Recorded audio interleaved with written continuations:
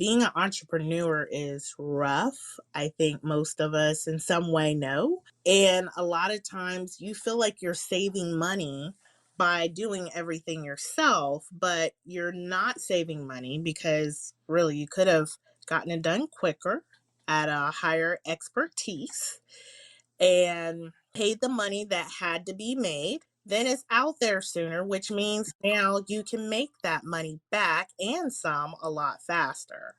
Welcome to Two VAs and a Mic, your guide to making money and serving your community.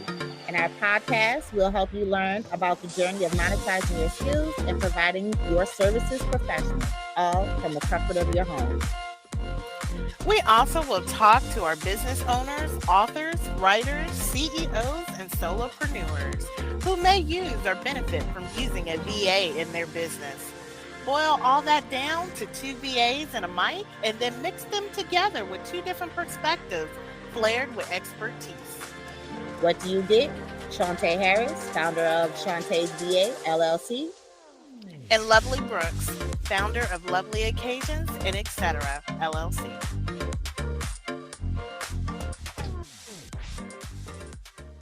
We are talking about how virtual assistants can scale your business. I want to start off with, I don't know, Shauntá, if you have ran into this, but I know that I have had several people, and when I say a virtual assistant agency or virtual assistant, they automatically think secretary. They automatically think you take phone calls, you go Yeah. through emails, which you do that too. That is a virtual assistant as well. But that does not mean that's the only thing a virtual assistant can do. So today we want to specifically talk about all the different things a virtual assistant can do and how it really is beneficial for your business to do it that way. I do agree with a lot of people do think it's just a virtual assistant just do the mundane tasks of emails, going through them, sorting them, as well as calls, customer service calls. And like you said, there's a different variety of virtual assistants that do just about everything. Absolutely. I get a lot of people that when I start telling them I'm in operations or quote unquote the high level that I do, they're like, I didn't even know that you could have someone in that space. But virtual assisting is really any independent contractor or it could be a freelancer that is providing their services for you, professional services virtually. So that's literally all a virtual assistant is. So they're doing this remotely, they're providing you professional services, and they are their own contractor, freelancer, whichever way they've actually shaped that business model. So I always like to start there because some people aren't really aware of that. Again, a lot of people are just aware of the general admin work that a virtual assistant can do, but they can do all kinds of things. And the reason why I ultimately think virtual assistants is number one, the future of workforce going forward is because they are an independent contractor. So business owners don't have to worry about paying their taxes. They don't have to worry about even getting management over them, depending on the size of their company or what's going on. The overhead is a lot less. You don't have to pay for their benefits, their PTO time. You don't have to do any of that. Basically, you give the virtual assistant your task that you want done in your business. And it could be anything from podcasts to graphics, designs, to helping you launch an event or a product. It could be any of those things. And the best idea I think about a virtual assistant is you're getting to leverage someone else's expertise. I think that's really the biggest thing there because we're not all good at everything. In fact, none of us is good at everything.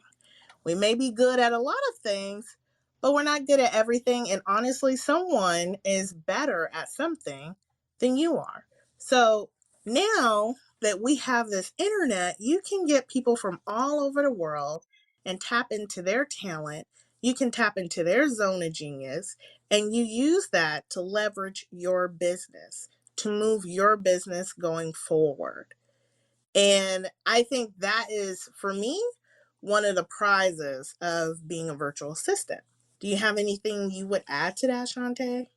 I agree. If you're not good at a certain aspect, but you want your vision to come to fruition, then hiring a virtual assistant that is an expert in that would be your best option. Like, if you're not good at newsletters and you're not good at sales copy, hiring a sales copywriter would be your best bet for your pages to convert from leads into clients.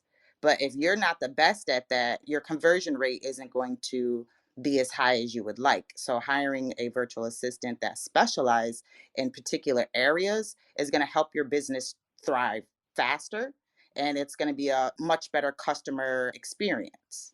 Yes, absolutely. And about the expertise as well, another thing that I like about it is you're not committed. Now, in some ways, I know business owners like that because if you just have a project, you want to go ahead and, let's just say, launch your product or launch your services, or maybe you're just launching your digital business as a whole, but you're not tech savvy. There are plenty of people that aren't tech savvy. In fact, it just gives them a headache. They don't want to deal with it. There are virtual assistants out there who specifically are experts in tech. So now you got that headache out your way. You're getting your business done. You're able to launch what you need to launch.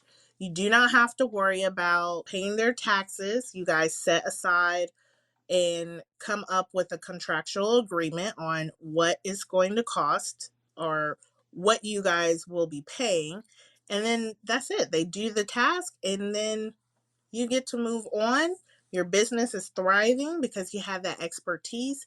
You didn't have to use that time being stressed out, wondering, oh my goodness, I this is too much. I got to figure this out. I got to figure that out, and you're bringing in those sales a lot faster. The ability is a lot faster. So that is definitely just leveraging other people's expertise is a really, really big way on how virtual assistants help out in scaling your business. I know you had mentioned newsletters and blogs. I will also say visibility when you start talking about a digital business is really big.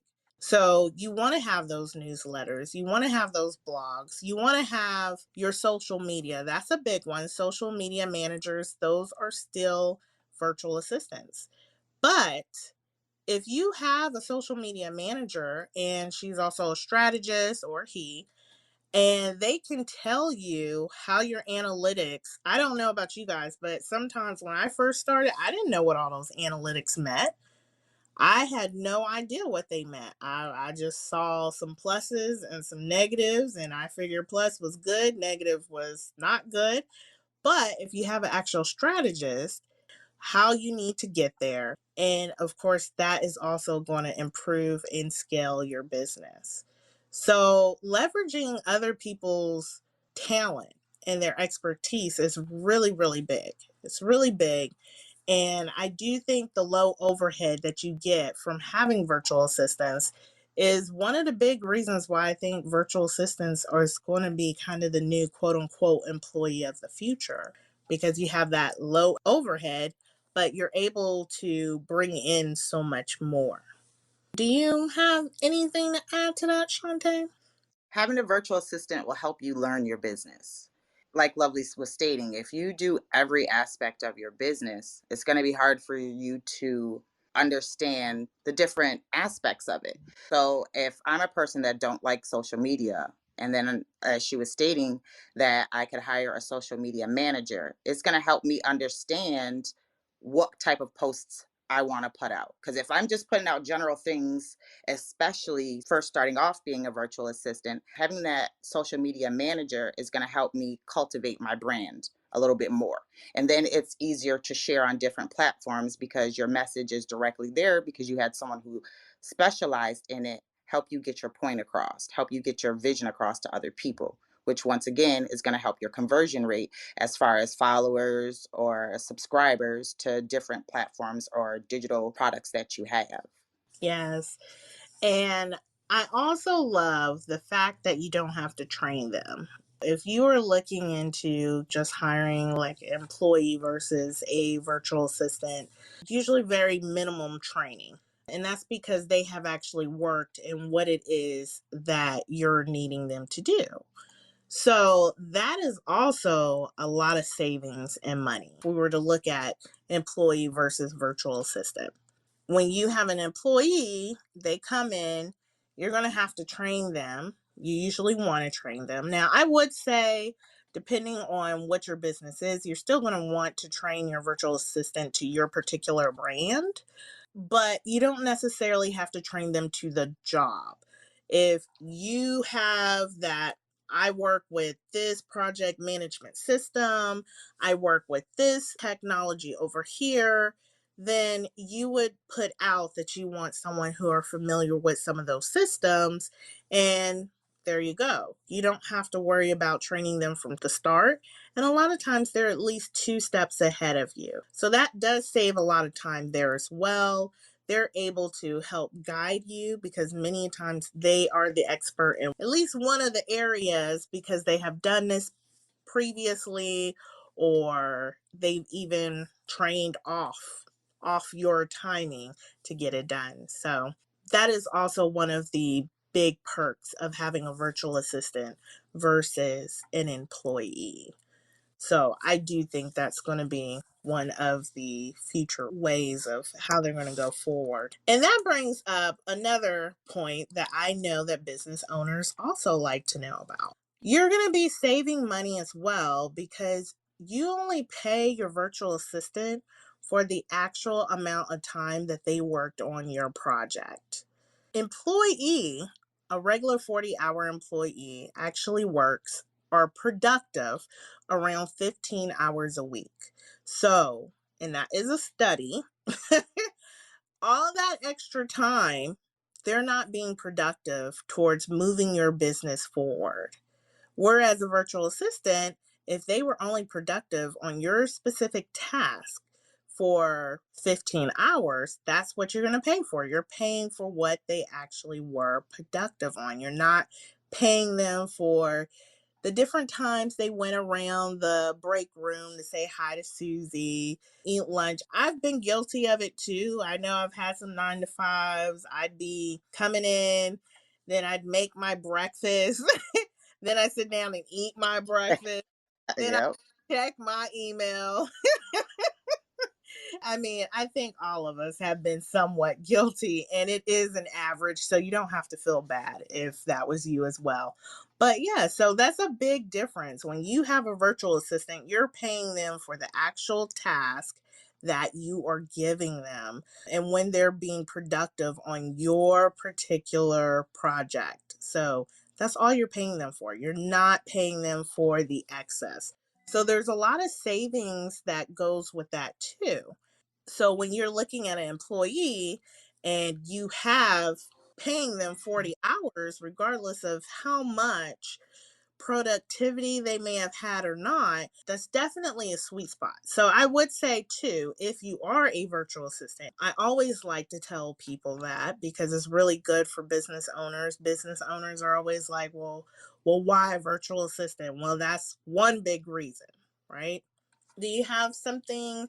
I don't want to feel like I'm just talking over you, Shauntá, so you can always jump in.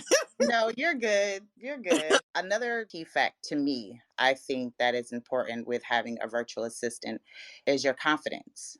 If you're new and you're not sure about the different, let's use social media posts that you put out, if you have someone who specializes in a particular area of your business, your confidence as a person as well as a business owner will increase. You'll be proud of the products that you're putting out because you know somebody who has the talent to do it has helped you put it out and it's out with your brand. So for me, confidence is a number one thing, because as you hear people say all the time, the imposter syndrome. So you don't want to put your digital products out there because you don't feel someone would relate, or you're just not comfortable with it. But if you have somebody who specializes in it and it looks very good, then you're going to be more confident within your business and within yourself. Another thing I wanted to point out with having a virtual assistant, it gives you more time for yourself. I am very, very big on self love. You want to do that being a business owner because you can get burnt out.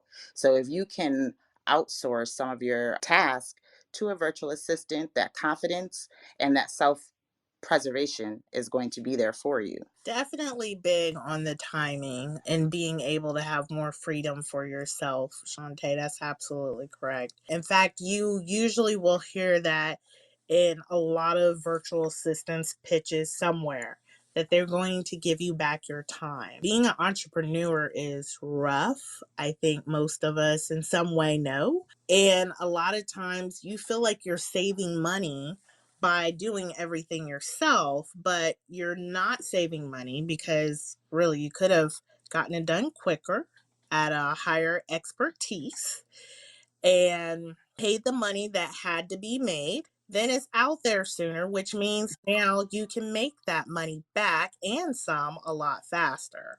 So you're not saving yourself there. And then the other thing is you want to make sure that you are avoiding yourself from burnout. Definitely. Because it is so difficult and there's so much to do, and depending on how big your vision is, I'm a big visionary. I want to do all things. I want to go big or go home. You still have to do those things in baby steps, realistically. But you're going to move faster when you have a virtual assistant or a team of people behind you because there's just more hands to do things with. So you want to make sure that you're not feeling like you can't do everything and you're trying to do it all by yourself to get where you want to go. And quite honestly, you're missing opportunities, you're wearing yourself out.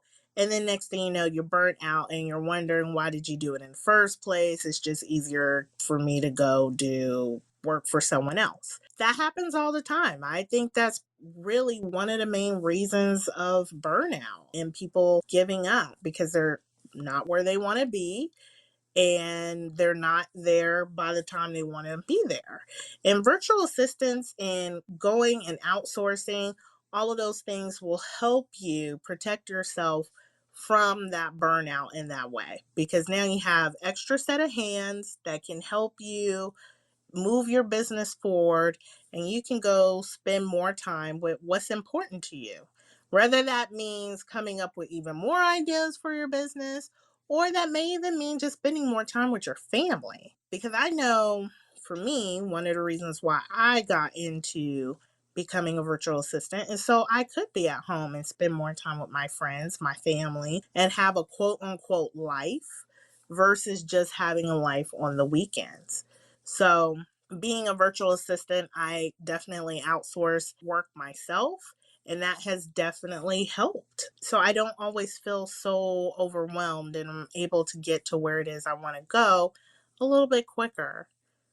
So, I just want to piggyback off of that. And we can go back to self love. I also want to say a virtual assistant is more like a partner with you to help build your business going forward. They're going to listen to what your vision is, where it is you want them to play a part in that vision.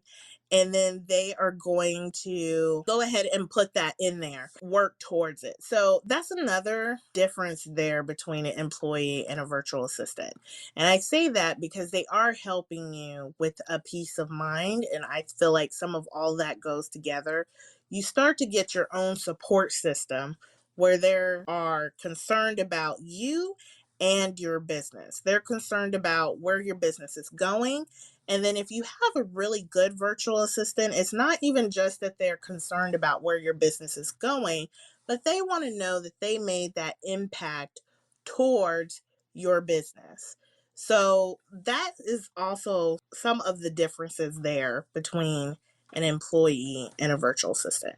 Because many times you may have an employee, they're there for that check, but because you're only paying a virtual assistant on a contractual basis, we know you can cancel that contract anytime. The commitment there is not always as great. So a virtual assistant really has to prove that they want to be there in your role and help you with your business, because you do not have to stick with them past 2 weeks or past 2 months.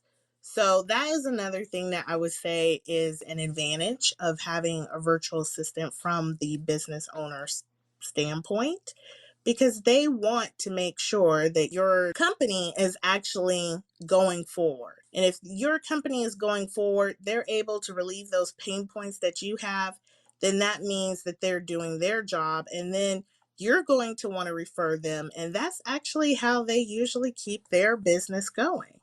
So much different from employees. And I do see that as being a really big difference on why I think people are going to go more so to virtual assistants than employees. Do you have any thoughts on that, Shauntá? Yes, actually, it's more of a question. How do you handle business owners that know they need a virtual assistant, but they're not comfortable getting a virtual assistant? Since it is such a new position for a lot of people, especially since COVID, how are you making people comfortable? Like they know they need a virtual assistant, you know you need help, but some people are leery because you're not sure if the virtual assistant actually knows what they're doing or if they're actually going to show up. How do you help business owners understand the positiveness of a virtual assistant? I think that's great. I want to say trust is a big issue with any remote team, contractor, or even employee. So there's several businesses as well that went to a hybrid structure, and you're always going to hear about trust. Trust is one of the things. Are they really working? Are they really charging me what it is that they should be charging me? I go back to, if you don't trust the people that you're having in your circle, I'm not sure that's so much of the person's thing as it is more of an issue of the person who is doing the hiring or the recruiting. You do have to be careful. There are some very realistic concerns, such as, of course, you're going to need passwords. Some people aren't aware of password management systems. Some people aren't aware of some of the boundaries that you can set forward. But being that virtual assistants are contractors, I would even set in a little trial zone in that first part of your trial.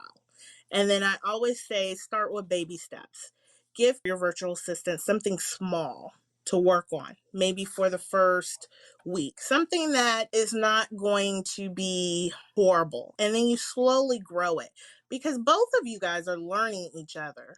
Your virtual assistant is going to be your support system. And that, again, is a little bit different than your employee. They want to know your business, they want to know your vision, and vice versa. So you guys can make sure you are a really good fit. And if you have a really good virtual assistant, they're going to walk you through some of those other parameters, such as password management system. This is what we do to help you with your trust. But it's just like any other relationship. You start with baby steps and slowly move up and move up and move up. But if I can show you my value within that trial period and I'm here for you, then you're going to want to come back to me, and you're not going to want to let me go at the end of this contract or next contract. You're going to be like, hey, Lovely, no, I can't lose you, because I'm slowly taking away your pain points. Your business is growing. You're seeing the results. And I would say people love numbers, you guys. People love numbers. So as virtual assistants are working into other people's business, make sure you can tell them how you numerically helped one business, and have your references, have your different items where you can show not only was I am a good virtual assistant, but I have people that can vouch for me. I show up, I do my deadlines, I'm proactive, I have great communication skills, And that helped eases things. But it's just one of those things where it is baby steps, and you have to be understanding of that as a virtual assistant and a business owner. Because what I love about also being a virtual assistant, I am a business owner and I work for other business owners. So I have an understanding of that's my baby. You put a lot of work into your business, and you don't want just any and everybody up in your business. And that was no pun intended, but you don't. So you have to be careful at the recruiting process. You have to be careful how you onboard them. And I think that is perfectly legitimate. But in order for us to grow, you are going to have to trust, you are going to have to start outsourcing. And most of us business owners, we have visions. We have big visions of the impact we want to put on there, and you can't do it all yourself. So just take your time, do baby steps, do trial runs, make sure you know exactly what you're looking for. And if they are a fit for you, great. And if they aren't, great thing about a contract. Let them finish off their contract, go on to the next one. So I know that was a very long-winded answer, but that's what I would say. Okay, so if you guys are a new virtual assistant, you need a mentor, contact us. It's been really great talking with you guys, and I hope you guys have an amazing week. Thank you for listening to Two VAs and a Mic. I'm Shauntá Harris. And I'm Lovelee Brooks. Until next time. Until next time, peace.